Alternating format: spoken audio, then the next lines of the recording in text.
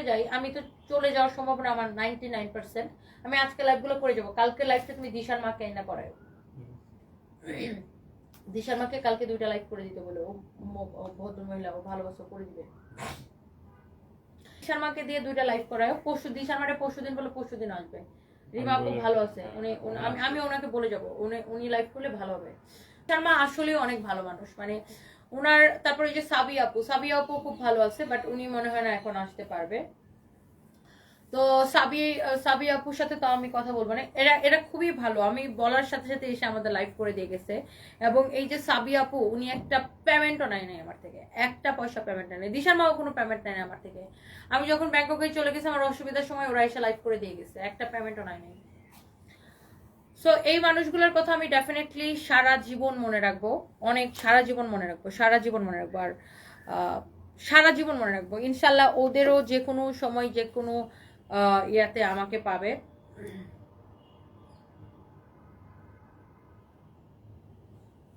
ও উনি আমাকে কি যেন একটা মেসেজও দিছে, আমি আসলে দেখিনি এটা।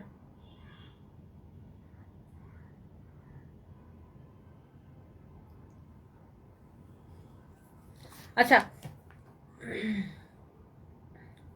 সাবিয়া ইসলাম, ওনার একটা মেকআপ শুট করে দিবেন করে, মানে ওনাদের কথা না আমি মানে।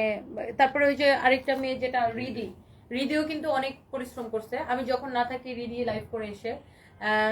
রিদি কিন্তু খুব মানে অল্প পেমেন্ট নিচ্ছে আমার থেকে, খুবই অল্প পেমেন্ট নিচ্ছে রিদি, খুবই অল্প, জাস্ট যেটা ওর কনভেন্স ধরেন আসা যাওয়ার খরচই হয়তো হয়েছে, মেয়েটার বাসা পুরান ঢাকায়, ওর পুরান ঢাকা থেকে আসতে যাইতে যে ভাড়াটা লাগছে সেই খরচটাই জাস্ট ওকে আমি দিছি।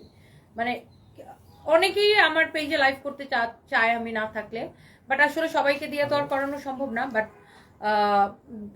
এর যাদের কথা বললাম এরা সবাই অনেক হেল্পফুল অ্যান্ড আমি সারা জীবন মনে রাখবো। মধুমিতা নাস্কার লিখেছেন, হ্যালো দিদি কেমন আছেন? হ্যালো দিদি, আমি একদম ভালো নাই, আমার হাজবেন্ড আসলে ভালো নাই, তো এই জন্য আমিও ভালো নাই। তো যাই হোক, এটা আমি আসলে আজকে আমি যদি হচ্ছে রাত 10টার মধ্যে আমি 3টা থেকে 4টা লাইভ দিব আরো।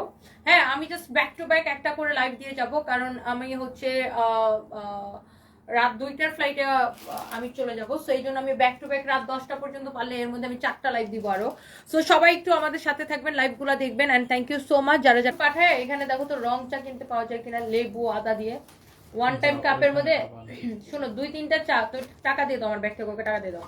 2-3টা চা বানায়া চিনি দিতে মানা করবা, চিনি দিলে একদম হালকা চিনি দিবে। তুমি কাপ লই যাও ম্যাডাম, কাপ আছে এখানে কাপ আছে, কাপ দিয়ে দাও, কাপ একটা ধুয়ে দিয়ে দাও ভাই।